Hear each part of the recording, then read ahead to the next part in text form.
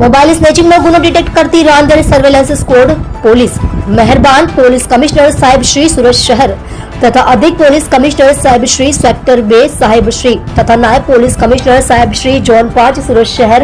તથા મદદનીશ police commissioner Shri કે ડિવિઝન સુરત શહેરનાઓએ સુરત શહેર વિસ્તારમાં તેમજ પોલીસ સ્ટેશન વિસ્તારમાં બનેલ વાહન ચોરી, મોબાઈલ ચોરી, કરફોડ ચોરી, જુગાર પ્રોહિબિશન તથા શરીર સંબંધી વણ શોધાયેલ ગુનાઓ શોધી કાઢવા માટે આપેલ સૂચનાથી રાંદેર પોલીસ સ્ટેશન સુરત શહેરના mobile inspector Shri R.J. Chaudhari સાહેબ તથા second police inspector Shri M.K. Goswami સાહેબ તથા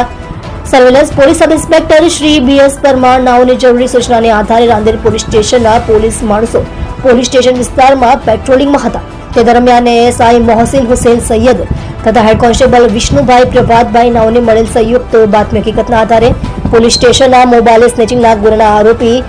સૈફ અલી નિઝામુદ્દીન અંસારી ઉંમર વર્ષ 26 ધંધો રિક્ષા ડ્રાઇવિંગ રહેવાસી ગલી નંબર 16 રૂમ નંબર 254 હનુમાન મંદિર પાસે અનાજ સાગર ચા હોટલની બાજુમાં એકતા બેકરીની સામે મીઠી ખાડી લિંબાયતને Rander Tadwadi love and care hospital પાસે આવેલ વેલકમ ટાવર પાસેથી સ્નેચિંગમાં ગયેલ મોબાઈલના મુદ્દામાલ સાથે પકડી લઈ ગુનો ડિટેક્ટ કરી પ્રશંસનીય કામગીરી કરવામાં આવી છે.